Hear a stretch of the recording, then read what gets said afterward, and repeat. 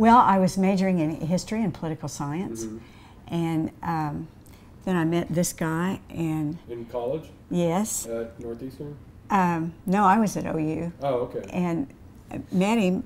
Oh, it's a long story. I met him when I was in Washington in the summer, and he was up there working. I went up to see my boyfriend, who at that time was not Drew, and stayed with a sorority sister who was working, and met Drew when we had a double date, but not with each other. I liked him a lot, and we ended up getting married while we were still in college, and so I transferred to Northeastern in Tahlequah. And at some point I realized that a history and political science degree wasn't going to help put food on the table after we graduated. So I got an education degree and was going to be a social studies teacher. I didn't find a job as a teacher, and so I got a job at the Department of Human Services and figured out really quickly that I really loved social work. I loved working one-on-one with people and with families. Probably if I'd been hired as a teacher, I'd be a retired teacher today, but instead I'm a retired social worker. I was born in D.C., and a lot of people assume that it was while Dad was in Congress, but it wasn't. He was in law school. Came back. I was born in '46. He ran for county attorney in '48. So I was a year and a half old in the first campaign that the family did during my lifetime. My father served 2 terms as county attorney, ran for Congress, did that for the next 20 years. We went back and forth, except they gave each of us our senior year unbroken. Was there ever any doubt in your mind that you were going to go into public office, that you were going to run for office? I don't think there was ever a doubt in my mind that I would always be interested and involved somehow in the political arena. The idea of being the candidate hadn't gelled at that point. It may have just been assumed. I don't know. But among the kids, and there were 5 children at one time, we lost a brother in '72. But among the kids, I was the one who enjoyed the political arena more than the other 4. Everybody participated, but I was the one that kind of enjoyed it. What is it that you liked about it? Everything. Of course, in the early days, there wasn't any large-scale fundraising.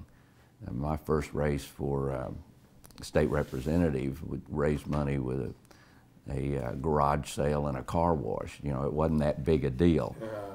Boy, that world has changed. That world has changed. Yeah.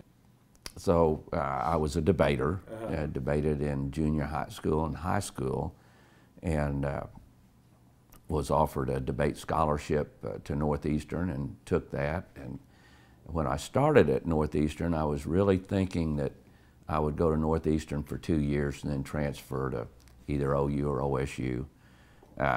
But it turned out that we were having great success in our debate program, and my half scholarship moved into a full scholarship, and so I stayed at Northeastern all 4 years. My senior year of high school was 1968, and that was the year, of course, of the Tet Offensive. Of college? College, yeah. Senior year in college? Yeah, senior year in college was 1968. Tet Offensive took place early that year, all over the news, and I really felt an obligation to participate in that. And so I actually enlisted in the Navy before graduation, but they had a program where you could enlist and delay your admission date up to 120 days to finish school, which is what I did. But I'm very glad and proud that I went. Not only enlisted in the Navy, but volunteered for duty in Vietnam. And I would want to add to that my brother Jim also served in the Vietnam theater. He was on a helicopter carrier off the coast of Vietnam while I was, not exactly the same time, but I served in country. I did enjoy the legislature. When I ran as a school teacher. I taught school for a year. Most of my campaign helpers were seniors in high school. Right. You know, they were my volunteers. Part of them were babysitting while Linda and I were going door to door. And if they were in school, we took the kids with us, campaigning. It was the side of town that we lived in, and had grown up. I had grown up west side of Muskogee in the south end of the county was District 13. And it was just a grassroots, door-to-door campaign. Of course, I knew your name. They knew my name. Of course, they knew the name of the person who held the seat at the time. It was Jan Eric Cartwright. Oh, really? You ran against him? No, I talked to him and talked to him.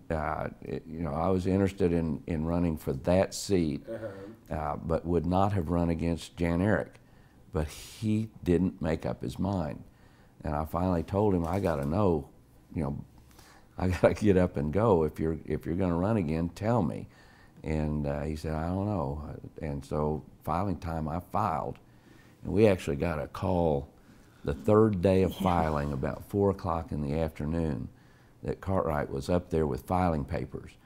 And it's like he walked back and forth. The story we got from a friend who was watching, kind of walking back and forth, and he took his papers and put them in the trash can and said, nah, I'm not going to do it. So it was an open seat. Okay. It ended up being an open seat, except one of the candidates was Jim Barker, who had held the office previously. Cartwright had defeated Barker, and Barker was running to retake his seat.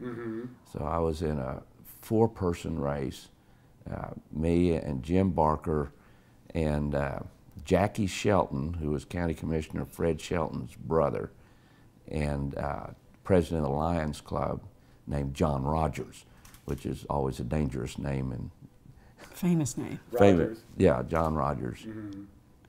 Ended up in a runoff with Barker and won the runoff. After I lost the race in '92, I was asked if I was going to run again. I said no. I asked that girl to marry me twice, and she turned me down. I'm not going to ask her again. Are you disappointed that you're never able to serve in Congress? Obviously, you must be, since you ran twice.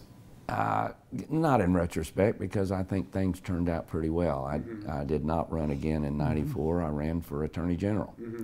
And it was an open seat. Susan Loving said she was not going to run for a full term. Right. And had a lot of people encouraging me as a former DA to make that race, and it turned out to be a good call. But speaking of timing, that wasn't a good year to run statewide as a Democrat either. I know. '94 was Clinton's midterms. There was all over the country. A tide running the other direction. Yeah. What is it that got you guys to do this again? I mean, this is hard work. Well, what I say on the campaign trail is not just a story, and it's not facetious.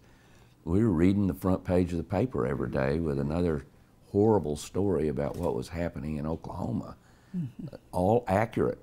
But the teacher shortage, the underfunding of education, what was going on in corrections with overcrowded prisons, you know, a different story every time, but the same theme, that we had cut funding to the bone, and that it was being reflected in services not being provided to the people. Linda, tell me about making this race. Tell me about how you two came to make the decision. Well, Drew's right. We really thought we were out of politics, but I would, because I was not working, our grandchildren were born just about that same time, and so I wasn't working. So I'd be sitting with a second cup of coffee, reading, truly reading the newspaper and having little rants every morning about this or that. And we finally did, and it wasn't something I had to be talked into. And Drew said, you know, I think I'm going to run. There were a lot of other people trying to get Drew to run, too. It's not like he jumped off into something no one else had thought of. There were several people that Drew talked to try to convince them to run. People that I thought had either the statewide name ID or the ability to either raise money or self-fund. That felt the same way I did about the issues, but I did not get any takers. People weren't interested in taking that leap. Yeah. I think we've gone up and down on our ability to deal with these problems. We've gone up and down on our willingness to commit resources to these problems. And most recently, we've been in one of those down spirals.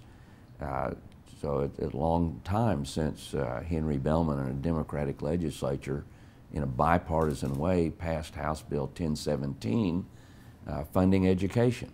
And that was an up time when we were doing better. We raised teacher salaries, we lowered class sizes, we did a lot of things for education. We've done the same thing at a time when Hayden Donahue headed up the agency, that there was an increase in funding and attention to the problems of mental health. Could you address what I was asking about, Linda? The culture. I mean, It's a really good question. My mother, among other things she taught, was Oklahoma history, and I think Oklahoma was settled by people on both sides of the state that that came here hoping for something better. Some of them were forced to come.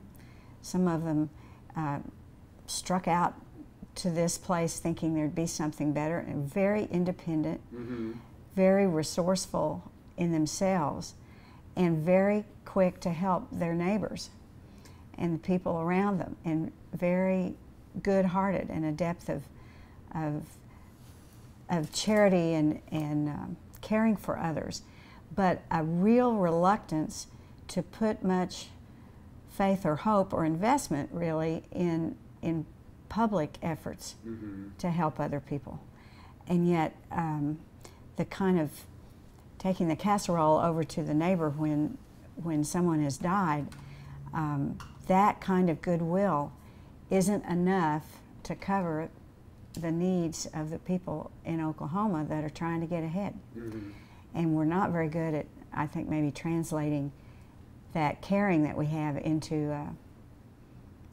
a government structure. People are reluctant to do that.